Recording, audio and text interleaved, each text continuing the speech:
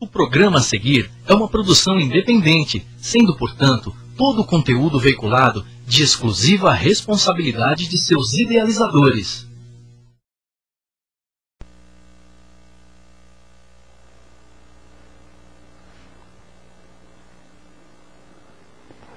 Boa noite, teleinternautas.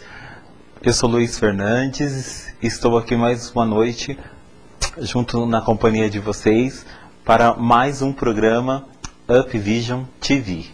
E contamos aqui com a presença da sempre maravilhosa, minha super parceira, Liliana Gonçalves. Boa noite, Liliana. Boa noite, Luiz. Eu sei que hoje o programa promete aí, né? Estávamos com saudade já, uma semaninha sem fazer o programa ao vivo.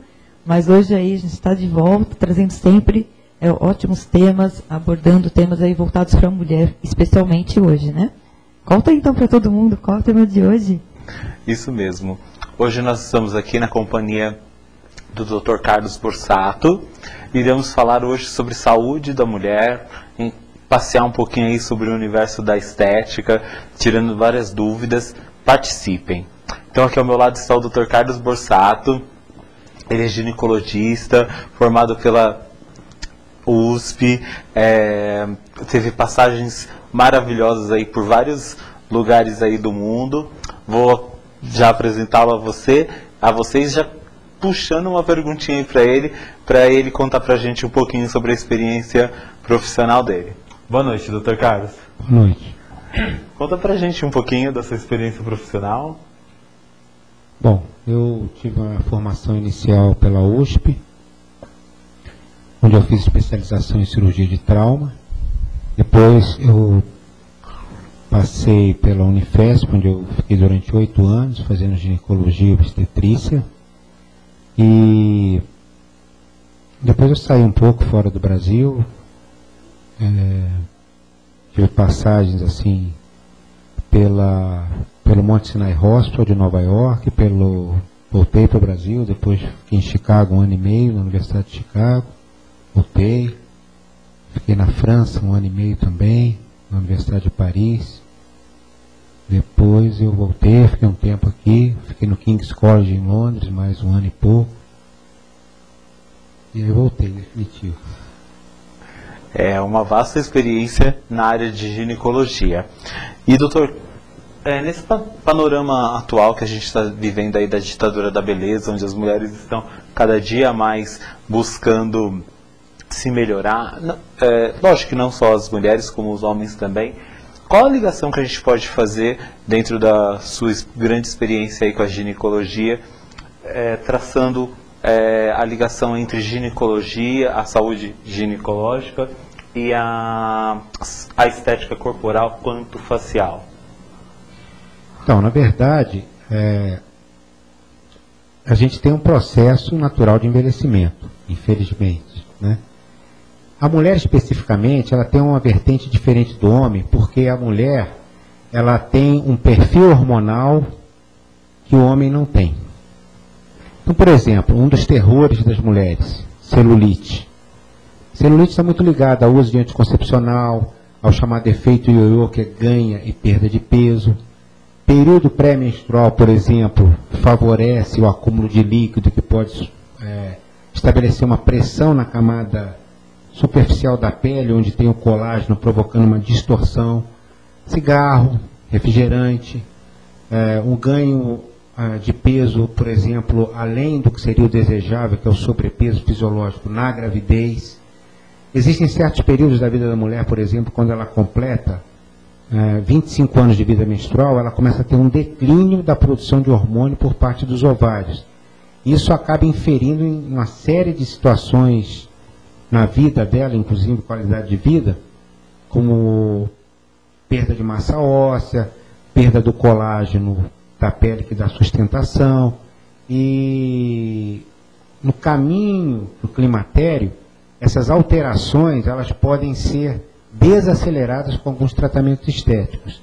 Mas não adianta você fazer o tratamento estético se você não fizer em paralelo o tratamento clínico de base. Muitos dos tratamentos estéticos, às vezes, a gente vê que não funcionam à altura da expectativa da paciente, justamente porque ela não faz a base. Até os mais conhecidos deles. Tem muitas mulheres que vão fazer a epilação, que é a retirada de pelos com laser. Ela tem, por exemplo, a chamada síndrome androgênica. Ela é descendente de português ou de espanhol, vem daquela região ali do sul da Península Ibérica, onde passaram os mouros ali no século XVI, XVII. Essa mulher, se ela fizer uma epilação, um laser, sem tratar a sua distorção, a sua disfunção hormonal antes, o resultado estético vai ser ruim. Uma celulite, por exemplo, onde o médico não alerta a paciente para o uso inadequado de contraceptivos hormonais, para o ganho de peso, por exemplo, se ela estiver dentro de uma certa faixa de peso, o tratamento vai ter uma limitação, do seu ponto de vista de resultado estético. Uso de açúcar em demasia, falta de exercício, porque você precisa ter a base de um músculo rígido para o colágeno se sustentar ali. E tem um fator que os médicos não interferem, que é a hereditariedade. Essa paciente tem que começar o tratamento mais precocemente para ela evitar um tratamento já na fase tardia, onde tem uma celulite grau 3 ou grau 4, onde já tem lesão de pele, onde os tratamentos são mais agressivos e às vezes os resultados não são tão bons. Em relação à face, um detalhe que poucas mulheres conhecem é que essa região aqui, chamada de maçã do rosto, ela é rica em colágeno. O que dá mais ou menos quantidade de colágeno nessas mulheres, primeiro, é hereditariedade. Você vai ver mais colágeno no oriental e no negro puro, né? E menos no eurasiano, aquela mulher loura de olho claro. Essa mulher tem uma perda acentuada de colágeno, às vezes porque ela tem um ovário que tem uma vida média menor. Então ela tem que começar o enfoque do tratamento, da preservação da vida média do ovário, concomitante com o tratamento da pele local. Tem uma série de tratamentos. Alguns funcionam e outros não. E é importante que o médico tenha transparência para que a paciente sinta que ela vai ter resultado. Porque a mulher, no mínimo 3 vezes por dia, ela olha no espelho. Nós homens só olhamos quando vai, está no espelhinho do carro. Pela manhã.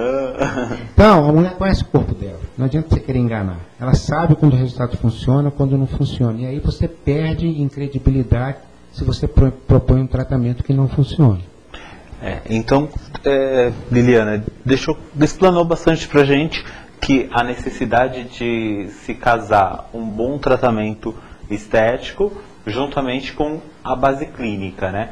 Porque muitas vezes nós visualizamos que as mulheres reclamam realmente, né? Que determinado tratamento não se chegou no nível onde ela gostaria, ou que foi prometido, e porque talvez não houve tanta verdade ou tanta transparência, até muitas vezes as pessoas não conhecem, né? Que a gente precisa ter esse aparato e essa ajuda médica, clínica, né?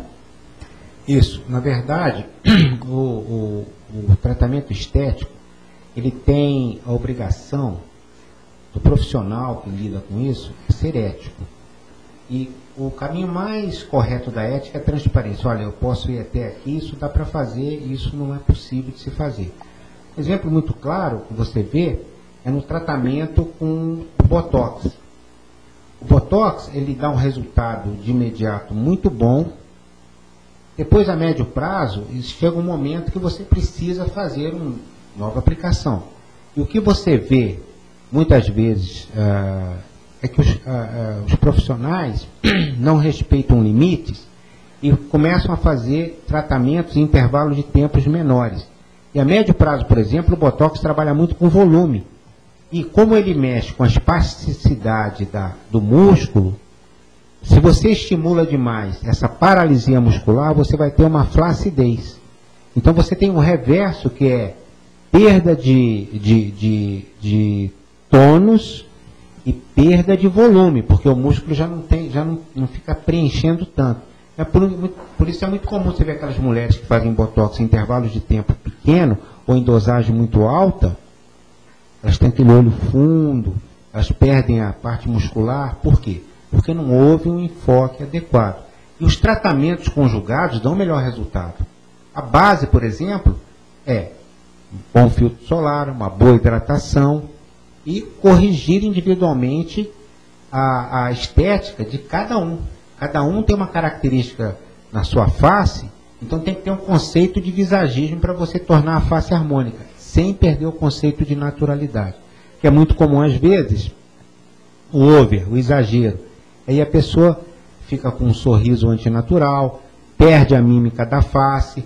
Então, existem preenchimentos de sulco nasogeniano, por exemplo,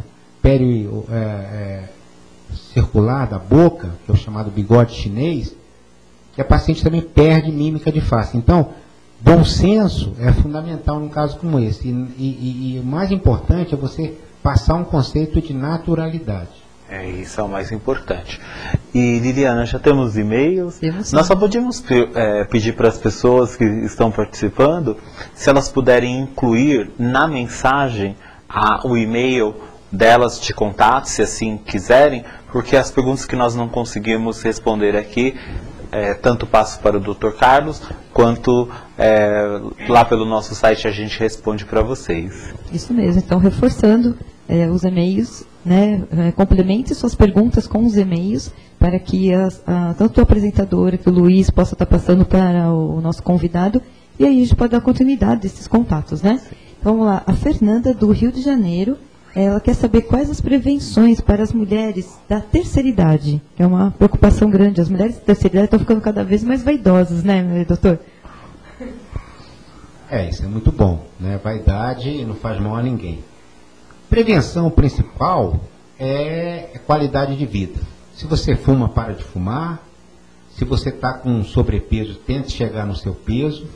Se você é uma pessoa que não é afeita a exercício, mude essa conduta e procure praticar exercícios. E, sob o ponto de vista de qualidade de vida, uma alimentação adequada, um número de horas de sono adequados. Se você pegar, por exemplo, a face de um budista, ele tem sempre aquela face suave, porque ele é zen. E a melhor maneira da gente lidar com o dia a dia é a gente olhar para frente e ver que os pequenos problemas do dia a dia, eles acabam sendo resolvidos, como dizia meu avô, o que não dá para se resolver, resolvido está. Então é não criar no que é pequeno, colocar grande. Claro que todos nós temos problemas, quem não tem, mas a qualidade de vida vem de dentro para fora. Agora, esteticamente, uma boa hidratação, se a sua pele tem problemas, procure cuidar deles, nunca deixando o que é pequeno ficar grande, e obviamente, do seu ponto de vista estético, você corrigir o que você tem que te incomoda, que obviamente acelera a visualização que a pessoa tem sobre o seu processo de envelhecimento, e fortalecer o que você tem de bom, né? Está totalmente ligado, né? A qualidade de vida do intra vir para o externo, né? Temos mais perguntas, Liliane? Temos sim, a Maria de Lourdes, que é do Rio Grande do Sul. É recomendável a cirurgia plástica como a redução de estômago para mulheres com problemas de obesidade? Bom, hoje está muito bem estabelecido pela Sociedade Brasileira de Cirurgia Bariátrica. A obesidade mórbida é aquela pessoa que tem um índice de massa corpórea igual ou superior a 35. Essa tem uma indicação médica, porque paralela à obesidade mórbida tem a chamada síndrome metabólica. É aquela mulher que, associada à obesidade, ela já desenvolveu uma disfunção da produção de insulina pelo pâncreas, que é o diabetes. Ela tem uma dislipidemia, ou seja, um colesterol alterado. Consequentemente, ela tem uma possibilidade maior de obstruir os seus vasos principais, que é a arteriosclerose. Então, essa paciente tem uma indicação absoluta. Com um índice de massa corpórea entre 30 e 35, é muito discutível se ela tem ou não tem indicação. Abaixo de 30 é nutricionista, exercício e, obviamente, qualidade de vida. Se você tem até um índice de massa corpórea de 30, você tem condição de corrigir as distorções, as imperfeições do seu corpo com uma série de tratamentos estéticos altamente eficazes. Se você tem um índice de massa corpórea igual ou superior a 35, depois que você perder peso, e você perde muito rapidamente depois da cirurgia, só para você ter uma noção, Vamos dizer que uma pessoa de 1,65 m tenha 150 quilos, é uma obesidade mórbida. Ela perde 30% disso nos primeiros 6 meses. Ou seja, ela vai perder 45 quilos.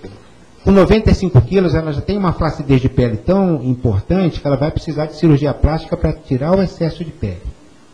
Então, obviamente, o importante é não deixar chegar lá, mas se chegar, tem tratamento. Só que o tratamento, como eu falei lá atrás, já vai implicar em processos mais agressivos.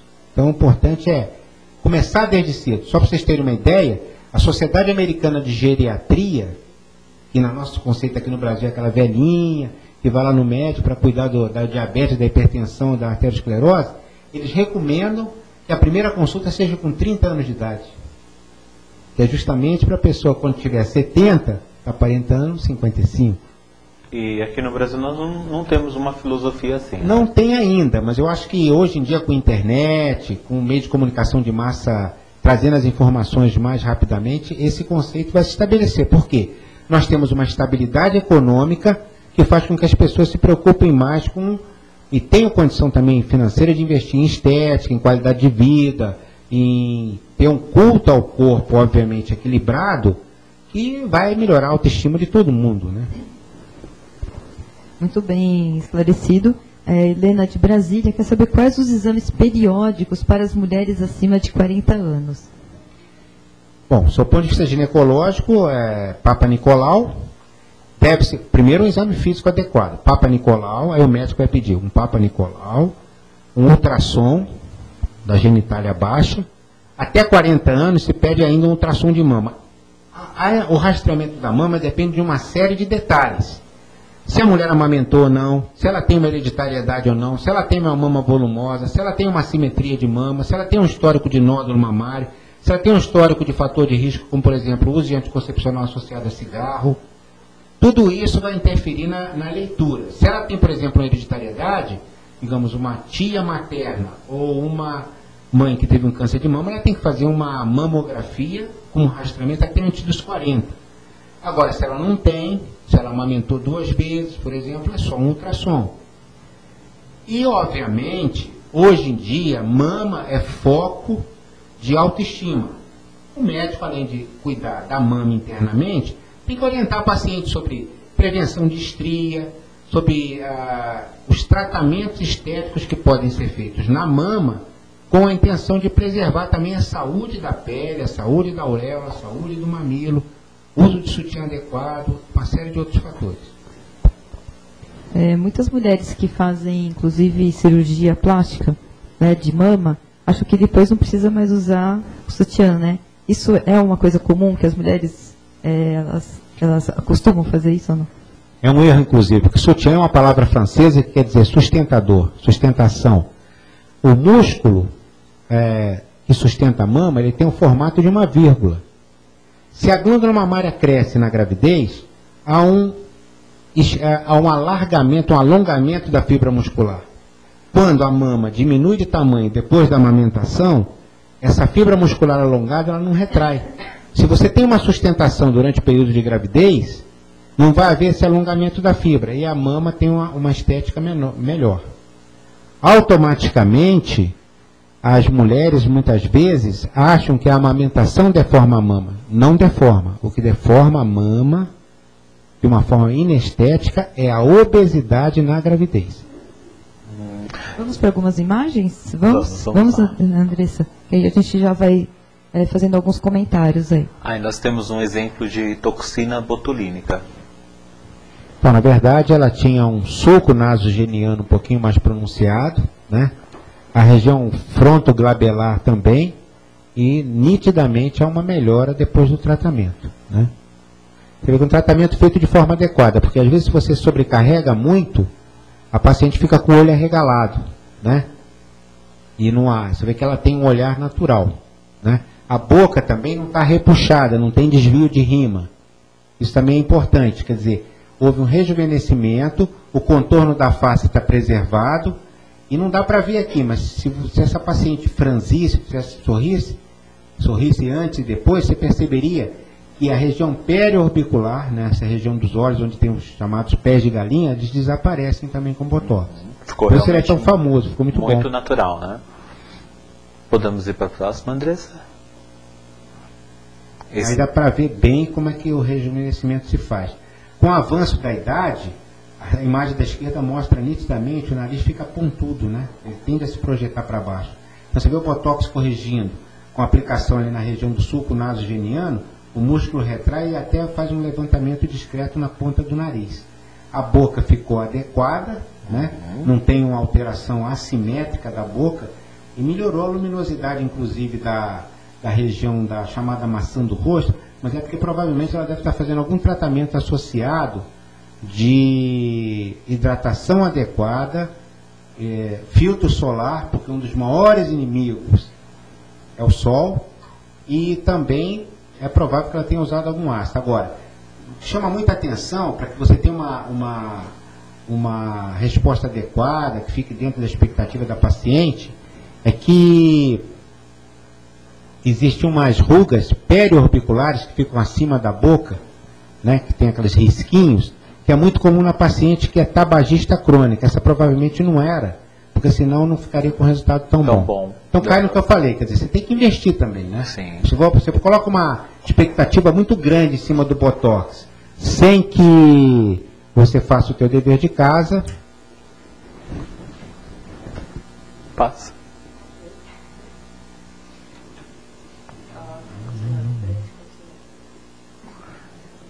Temos mais alguma pergunta? Temos sim. A Marcela, vamos lá, Marcela, de São Paulo.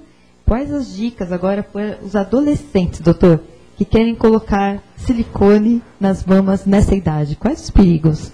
A meninada está querendo já, né, ser precoce nisso, né? Então, existe a paciente que tem a mama imatura. Então, a adolescente, ela está numa fase de formação do seu corpo e das características sexuais secundárias, né, que vai inferir no tamanho e no volume da mama. Claro que existe uma paciente que na formação da glândula mamária, ela tem uma assimetria no crescimento da mama. A médio prazo, quando ela sai da fase de adolescente para mulher adulta jovem, tem uma indicação formal de colocar uma prótese para corrigir a assimetria. Agora, a mama muda de volume com ganho ou perda de peso e com amamentação.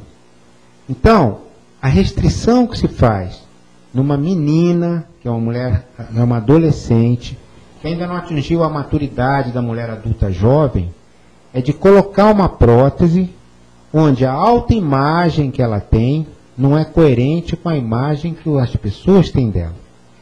E às vezes você vê em consultório distorções do tipo uma menina novinha, uma massa muscular ainda não definida porque ela está saindo da adolescência para a fase de mulher adulta jovem com uma mama extremamente volumosa.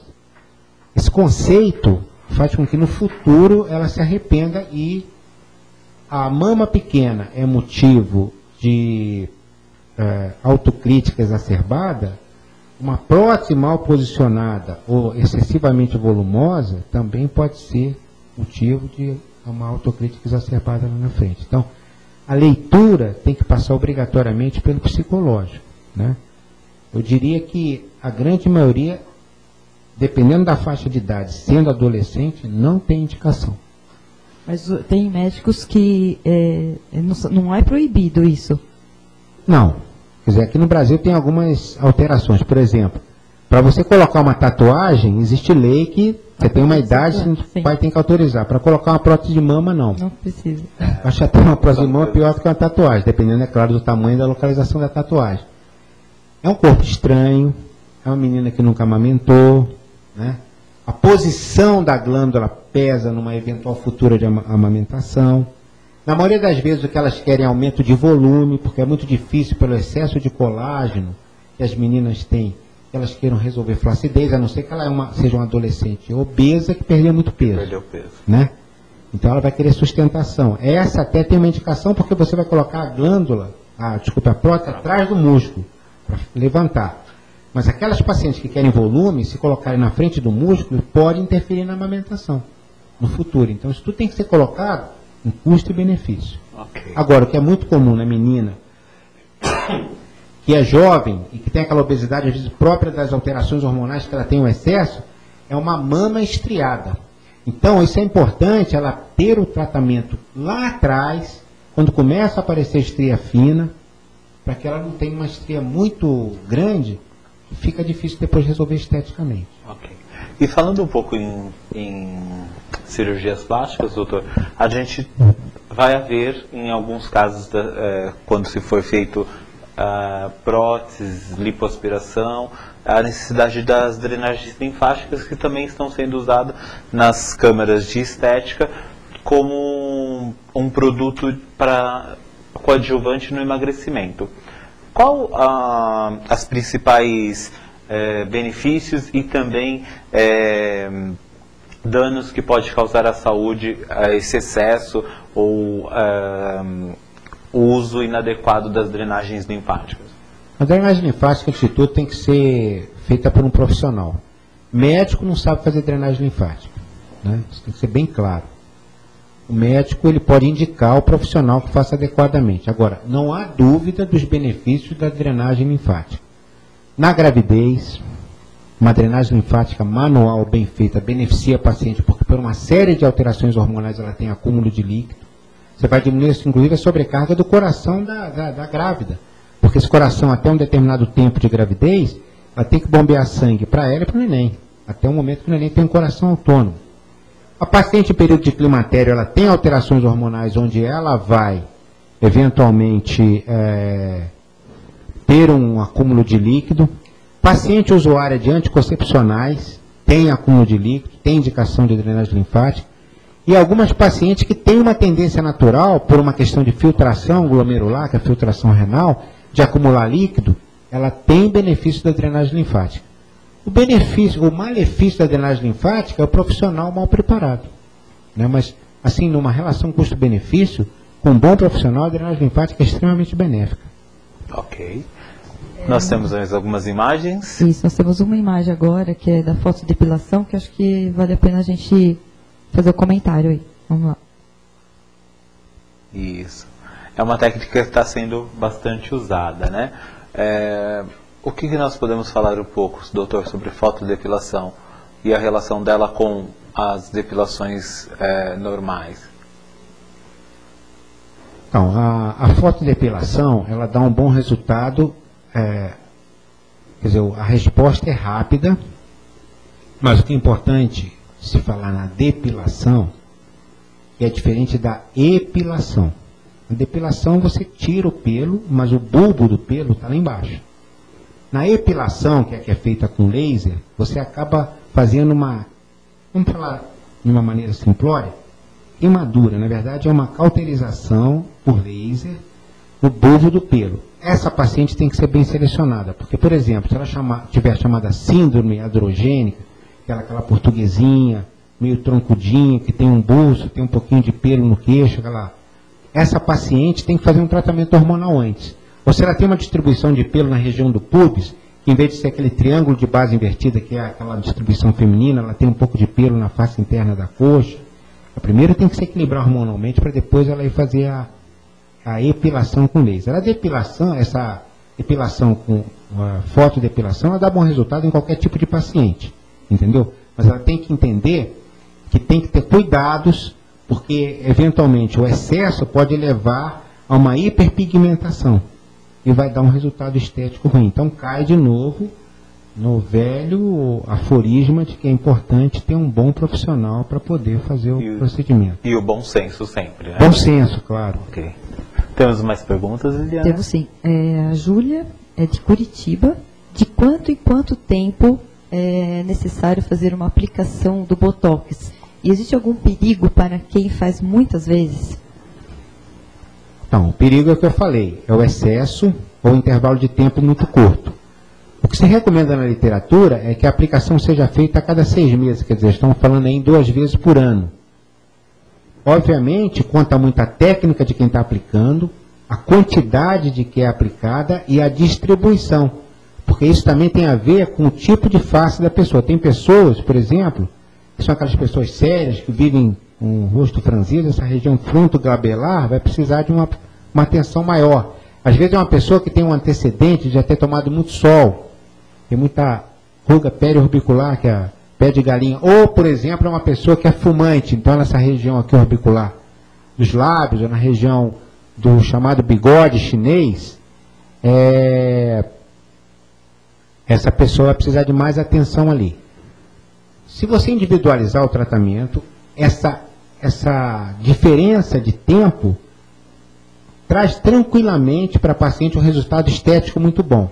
Se isso não for observado, quer dizer, não houver uma individualização, a paciente vai ficar insatisfeita, vai procurar o médico, às vezes o colega, infelizmente, movido por interesse financeiro, acaba fazendo aplicações em intervalo de tempos menores. Isso cria um caldo de cultura, que é uma bomba relógio, e lá na frente, depois de 3, 4 aplicações, a paciente está aí 4, 5 anos aplicando, ela começa a ter algumas alterações e ficam difíceis de reverter, porque o Botox trabalha com volume e espasticidade. Então ele pode, por exemplo, ter um músculo que não seja tão responsível e também perde volume, dá uma alteração importante na mímica, no rosto da paciente. Como a gente já vê em algumas artistas, né, e algumas pessoas da mídia, nós já vemos esse, por conta do excesso, né, falta até de fisionomia realmente, né? Temos então agora mais imagens de estética para a gente fazer comentários aí, doutor. Vamos lá. Aí a gente está vendo um tratamento de redução de medidas, né? A redução de medidas, ela funciona, é um tratamento que funciona, claro, que quando você vai procurar redução de medidas, você tem que procurar harmonia no corpo. Não adianta você, por exemplo, diminuir as medidas da coxa e a paciente tem um abdômen saliente e tal, então tem que procurar harmonia. Agora, esses tratamentos são dos mais eficientes que tem, que são mais gratificantes para a paciente, porque você tem queima de célula gordurosa e os tratamentos mais eficientes são aqueles que associam vários tipos de tratamento, né? Como massagem modeladora. A paciente que tem um aumento do volume da gordura, ela vai dar uma distorção na pele que ela vai deixar de ser harmônica e simétrica sobre a gordura. Então, na maioria das vezes, existe um esgarçamento da pele e a sustentação abaixo dela, que é o colágeno, formando o quadro da celulite. Então, na maioria das vezes, a paciente tem que ter redução de volume com tratamento dos problemas acessórios criados pelo excesso de volume. Ok, vemos mais uma. Também, né, redução de medidas. Isso aí ficou bem legal, né? Essa paciente aí, esse tipo de tratamento, você vê, é um tratamento que não envolve cirurgia. Mas certamente envolveu, essa paciente assumiu o tratamento fazendo algumas coisas paralelas. Ela deve ter feito dieta, deve ter melhorado a qualidade de vida, deve ter feito exercício. Você vê que a banana, que a gente chama de suco glúteo, olha como é que ficou bonito. É porque provavelmente essa paciente aí fez, associado ao tratamento estético, ginástica, né? Para trabalhar essa musculatura. Então, é uma conjugação de fatores, né? Sim, como sempre, né? Alimentação, ginástica, exercício. Bons hábitos. Bons hábitos, Próxima imagem, Andressa. Também, né? Um antes e um depois de redução de medidas. Você vê que a pele do antes também não estava bem legal e olha como é que melhorou também. Sim. Né? Dá até para ver sobre o tônus, né? Houve tratamento conjugado aí. Quer dizer, não foi só a redução da medida. Houve um tratamento que contemplou a pele também, né? E foi bem eficiente. Você veja que o tratamento, olha o tamanho da calcinha. Quer dizer, tá bem honesto o negócio. Aí nós estamos vendo um tratamento a nível de aparelhos, né? Sim. Esses aparelhos, ultrassons, tratamentos de frequência, né, com quebras de gordura, eles são coadjuvantes, também vamos cair na mesma proposta que o senhor já nos disse, né? Bons hábitos alimentares, hábitos de academia. E qual a importância desses aparelhos no tratamento estético? Então, hoje, isso é aceito universalmente em literatura, que o ultrassom, principalmente, ele tem um efeito muito grande para quebrar a célula gordurosa, né? Se a paciente faz associadamente drenagem linfática, ela vai ter uma absorção e uma eliminação pela urina dessa célula gordurosa que é destruída, essa célula que está em excesso, pelo ultrassom. E, obviamente, você está fazendo um tratamento endodérmico, abaixo da pele.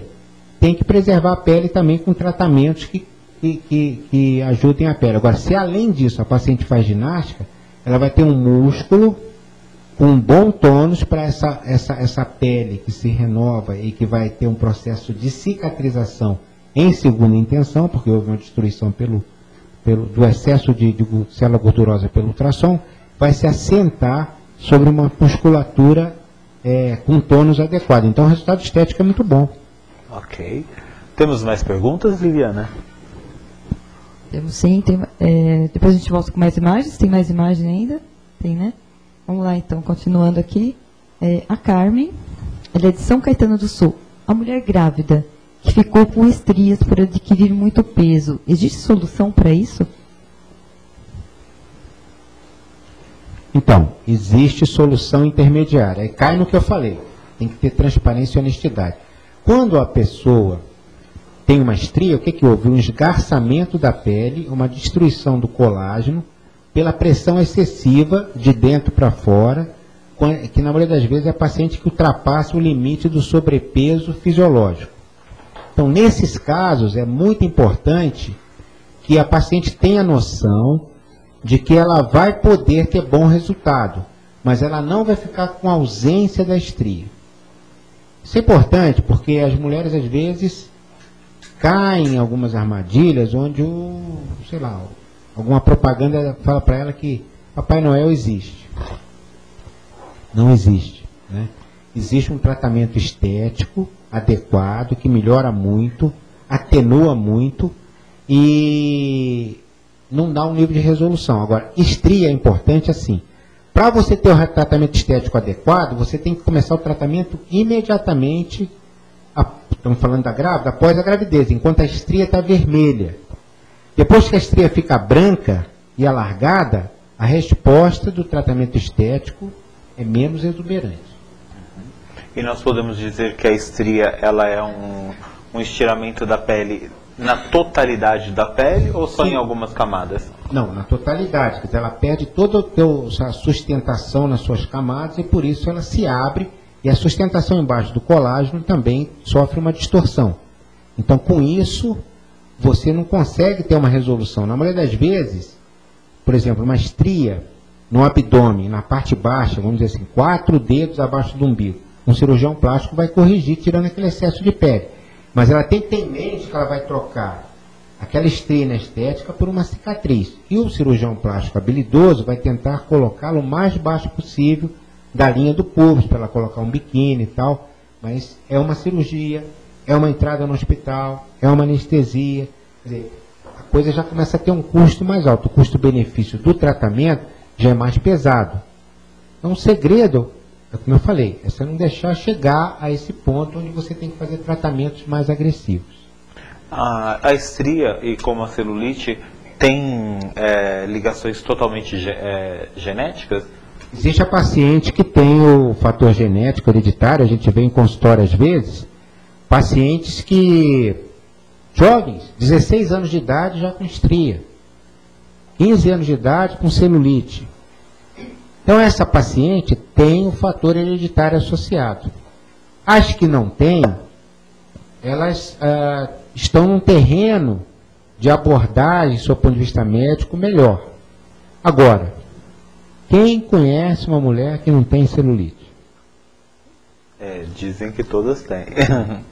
Isso aí, existe aquela celulite que é passivo de um tratamento onde você controla e faz com que a paciente fique totalmente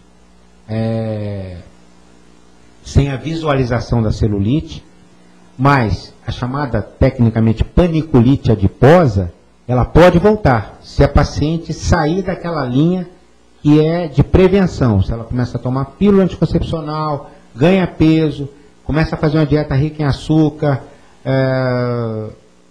ela vai ter, se ela tem a celulite, ela volta a distorcer. Então ela sai do grau 1 para o grau 2, para o grau 3, aí depende do quanto ela está envolvida nesses fatores de risco.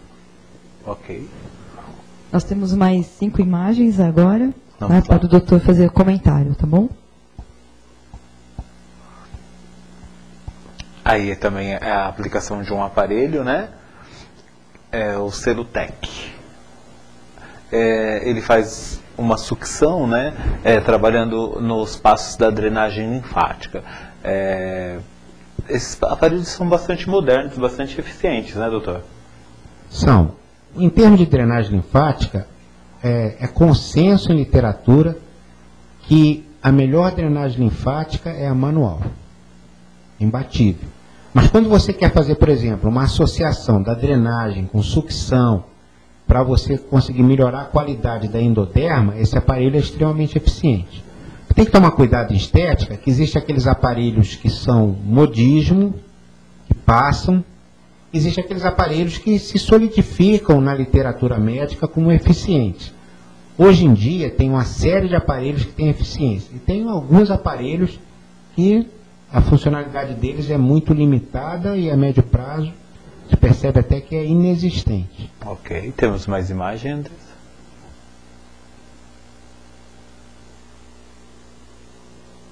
É o mesmo aparelho, podemos passar para a próxima. Aí um antes e depois, né? Com o uso de aparelho. Então, essa é muito interessante, porque você veja que é uma paciente que emagreceu, mas se vocês olharem ali em volta do umbigo, tem um formato que lembra um 8, né? Uhum. Tem uma gordurinha mais protuberante ali. Essa paciente, algum tempo atrás, ela era uma grande candidata a uma lipoaspiração. Se ela tem uma musculatura bem trabalhada abaixo desse tecido gorduroso, esses aparelhos, os tratamentos estéticos, tem vários tipos, alguns não necessariamente com um aparelho, com aplicação de algumas enzimas e tal, dão um excelente resultado e dá esse quadro aí. Vamos para a próxima, Andressa? Aí também resultados de antes e depois. Você vê, por exemplo, essa parte da nádiga, à esquerda, a nádiga tinha um formato até meio masculino, né? Uhum. Do lado direito, ela não é uma popozuda, né, essa paciente aí, né? Mas você vê que agora ficou com desenho, suco glúteo e tal. Há um contorno, né? Melhorou bastante, né? Ok. Temos mais perguntas, Liliana? Temos sim.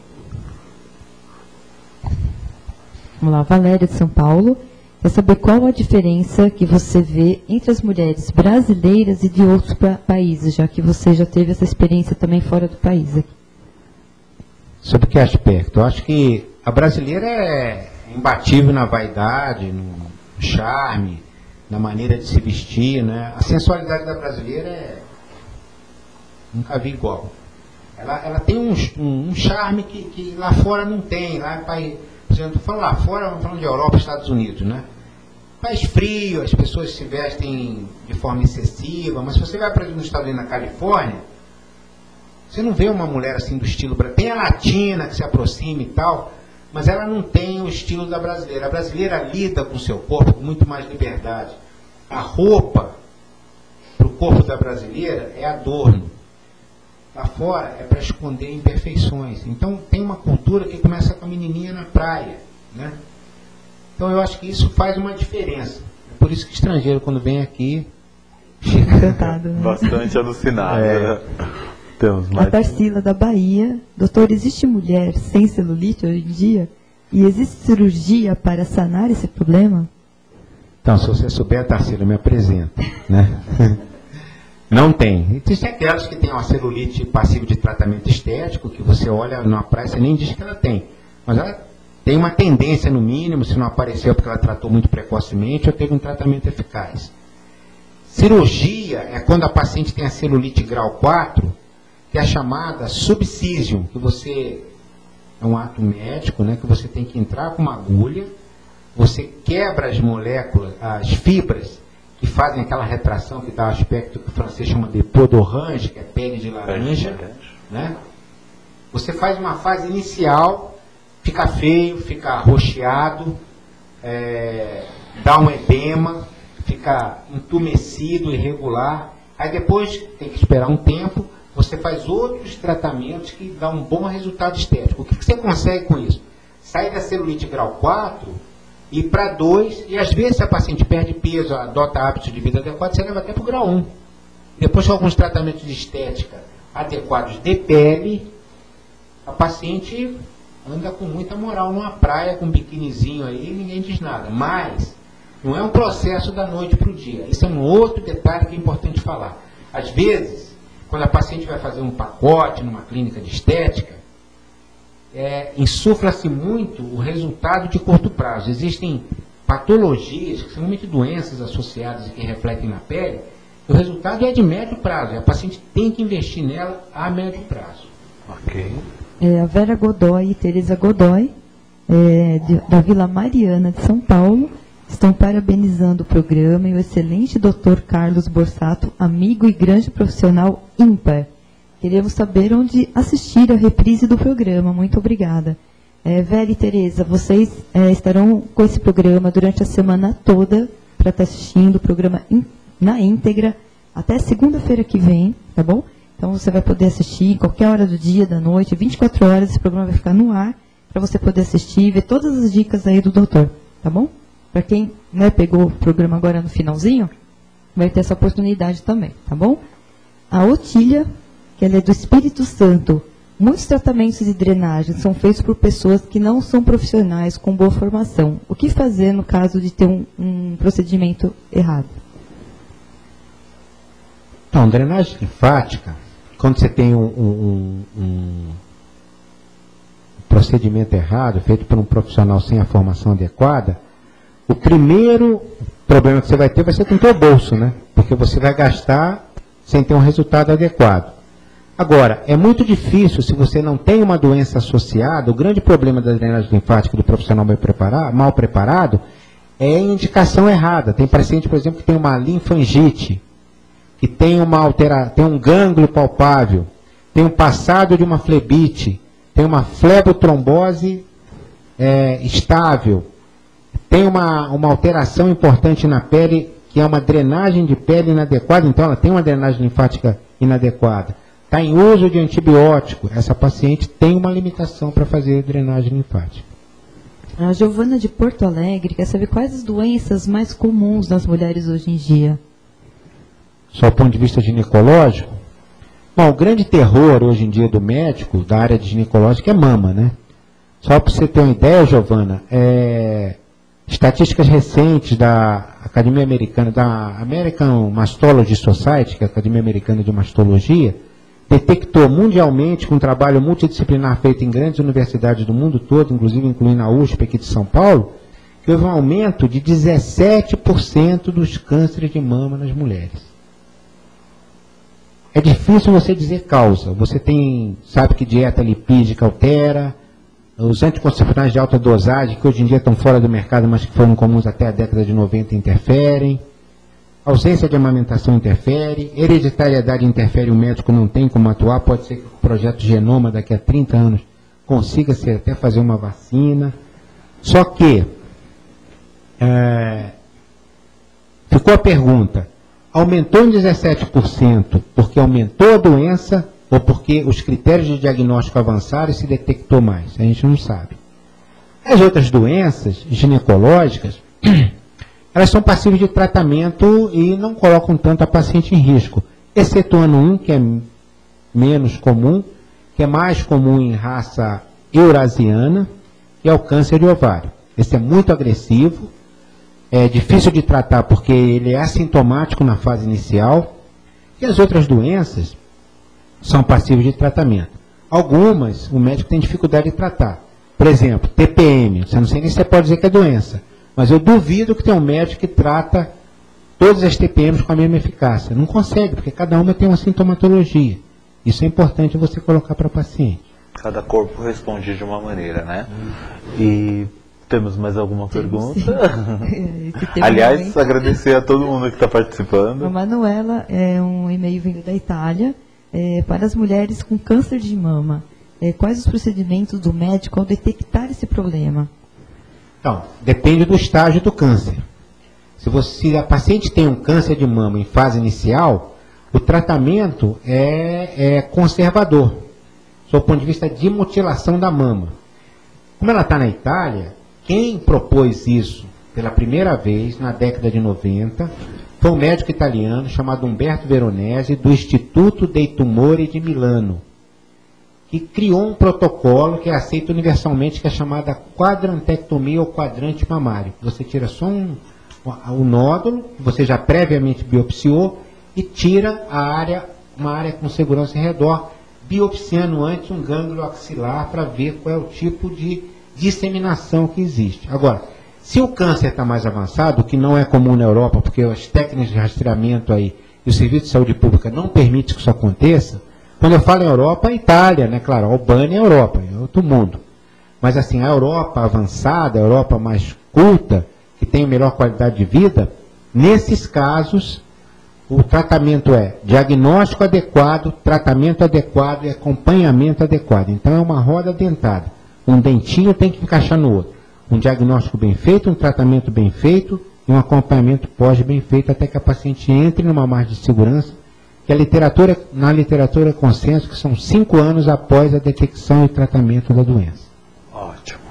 E a Adriane Bramante, de Santo André, acabou de entrar agora aqui no e-mail, dando os parabéns pelo programa. Gostaria de saber qual atualmente o melhor tratamento para celulite e se realmente funciona. Os tratamentos funcionam. Não existe melhor tratamento que seja global. Para cada tipo de paciente, tem um tipo de tratamento. Até porque você tem que classificar celulite, que ela vai de grau 1 a grau 4. Agora, os tratamentos funcionam.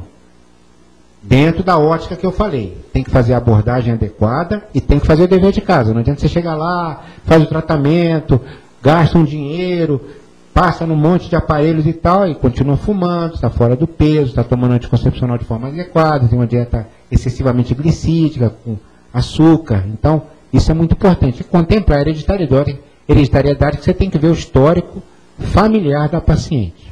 Eu acho que o mais interessante, Liliana, é compreender, né, o que o doutor está querendo dizer para a gente, que nós precisamos olhar a mulher, né, e nos olharmos como um todo. Né? Realmente se cuidar e fazer realmente a lição de casa e se empenhar, né? Com qualquer tratamento, com qualquer coisa na vida da gente, precisamos, né, desse olhar holístico, né, desse olhar do todo. E a gente encerra agora com uma pergunta aqui, que eu acho que são para os dois aqui. Lilian, de Campinas: o visual pode influenciar no emocional e de que forma? Com certeza, né? No entanto, nós lá no UpVision trabalhamos muito nessa questão, né, do visagismo, e realmente a imagem, o que você projeta, que você mostra para as pessoas, ela tem que sair lá. A gente trabalha o externo, mas esse intra tem que estar muito bem trabalhado também, né, doutor? É claro, o visual, a gente vive no mundo midiático, as pessoas são visuais. A primeira imagem que você passa é o que você passa visualmente. A maioria das pessoas que a gente cruza na rua, a gente não tem chance de ouvi-las. Uma coisa que eu gostaria de colocar aqui é o seguinte: às vezes o médico tem uma dificuldade muito grande em passar para o paciente o outro lado da vida. A vida não é feita só de regras. É importante também, para você se sentir feliz, você quebrar regras. Claro que você não vai andar pelado na rua, né? Às vezes quando você encontra os caras aí, o cara é maluco. Não, o cara é feliz, né? Ele conseguiu quebrar uma série de regras e tal. Está ofendendo, está quebrando a moral, costume, tudo bem. Eu acho que sim, mas assim, não é que você tem que ser aquela pessoa extremamente rigorosa. Tome teu cálice de vinho, tome sua cervejinha de vez em quando, coma o seu docinho, mas tudo na vida é bom senso, né? O melhor caminho é você tentar ir por uma linha que passe pelo meio, o que não quer dizer que você não possa de vez em quando dar uma fugidinha, porque a felicidade também está nessas coisas, né? Nessas pequenas coisas. Aquela pessoa que de segunda a segunda dorme 10 horas da noite, levanta de manhã, faz tudo direitinho e tal. É bom? É. Mas um dia essa pessoa olha para trás, o que ela fez na vida de diferente? Então eu acho que é importante também ter esse conceito, que a vida é feita de regras e também da possibilidade de, em algum momento, você quebrar algumas regras. Esse é o segredo da felicidade, na minha opinião, é claro. Palavras muito bem ditas, né? Luiz, a gente encerra agora com as suas imagens, né? Vamos lá? Não pode deixar de apresentar, vamos lá. E essa mulher foi muito falada essa semana. Ela mudou o cabelo, ela está se preparando aí para um novo personagem, que está muito loura, e a gente está vendo aí uma tendência do louro, né, do cabelo mais platinado. Vamos ver aí se pega, né?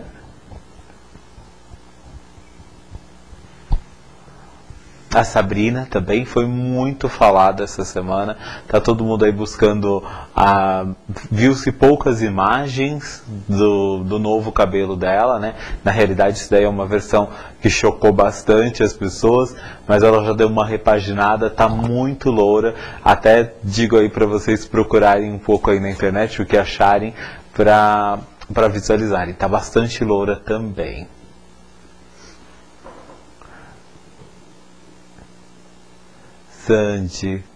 A Sandy tá com um cabelo que a gente viu que foi bastante tendência aí, né? Ela tá aí com um preso, mas está trabalhando na altura de um ombro, um cabelo médio, na linha de um Chanel.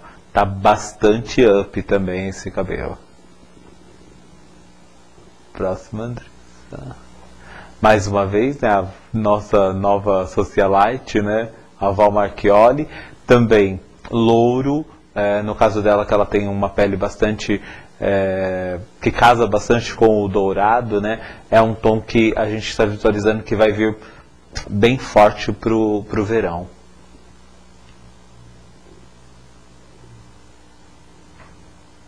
Daniela Albuquerque, né? Tá com um cabelo bastante eu acho que ela tá com essa tendência que a gente viu aí na Europa de cabelo de uma cor mais chapada. A brasileira não gosta muito, ela gosta de um cabelo com mais nuances, um cabelo mais alegre, mais sensual, né? Temos mais, Andressa?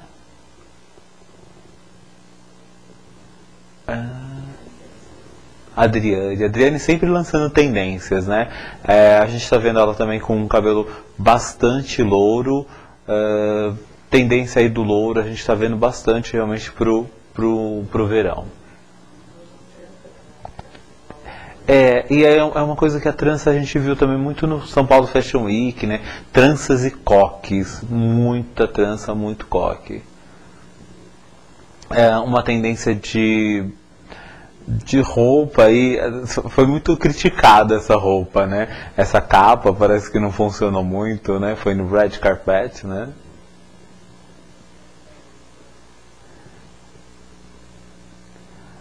Esse daí é o cabelo que tá toda mulher pedindo nos salões. Essa raiz mais lisa, com essa ondulação de pontas, um cabelo romântico, essa onda dá uma sensualidade muito grande, né? É muito interessante. E a maquiagem, esse laranja, né, esse vermelho, tá se evidenciando mais boca do que olho, o que a gente tem visto. Mas aí, uma vez, né, tendência de louros, aí ela também está usando uma tendência de maquiagem que ela está usando um tom de batom mais nude, mais mate, também é bastante tendência. Isso. Precisamos agradecer, né, Liliana, a participação do nosso grande amigo, parceiro, Dr. Carlos Borsato. Gostaria de pedir para ele deixar os contatos, todos os e-mails que nós recebemos, vamos tentar respondê-los, não é, doutor? E fala para a gente dos seus contatos, telefone, e-mail. O telefone é 3266-9408 e o meu e-mail é cborsato, @yahoo.com.br. Agradecer mais uma vez a Liliana, que aqui você também, né? sempre nos apoiando e trabalhando aqui nessas noites de segunda-feira para fazer esse programa dar certo, né, Liliana? Muito obrigado. Agradecer a audiência de todos vocês, agradecer a minha equipe lá do UpVision, deixando mais uma vez o nosso contato do nosso Facebook, que eu acho que é um dos canais, uma das ferramentas mais fáceis de nos localizarem. UpVision Contato. A nossa página, curtam lá a nossa página e já deixar aqui um pouquinho de informações sobre o nosso próximo programa. Hoje nós falamos um pouco sobre a saúde feminina. No próximo programa falaremos sobre o homem. Vamos trazer um profissional lá da nossa casa, falar sobre cortes, tendências de corte. Nós temos imagens, aí, né? Matérias muito interessantes. Um modelo especial aí. Sobre cuidados masculinos. Então já vamos se preparando aí para o próximo programa. Nós vamos falar sobre a beleza e os cuidados com o homem. Isso mesmo, agradecendo também a Moda Show, né? Que é a grande parceira nossa, a Karina. A revista Carelli também, que sempre nos divulga todo o trabalho aqui da emissora e o seu trabalho também. São grandes parceiros nossos aqui. E a UpVision, né, que sempre é toda a equipe maravilhosa que nos atende com tanto carinho, né? E assim, é uma família realmente lá. Lembrando mais uma vez que todo o nosso programa aqui fica até segunda-feira que vem, para que todos possam assistir. E com certeza, né, doutor, a gente vai estar marcando outras entrevistas, né? Com a sua presença aqui, com certeza, né? Eu agradeço pelo convite. Obviamente, se houver um novo convite, eu virei com todo prazer. Com certeza faremos outros convites, né, Liliana? E agradecer sempre realmente a nossa equipe e dizer que o visual da Liliana é um casamento entre Quixote Modas e UpVision TV. Isso mesmo. Então, até segunda-feira que vem, uma boa noite, uma boa semana para todos, né? E a gente fica aí com mais dicas, né? Toda segunda-feira para vocês, tá bom? Uma boa noite. Boa noite a todos e até a próxima segunda. Boa noite.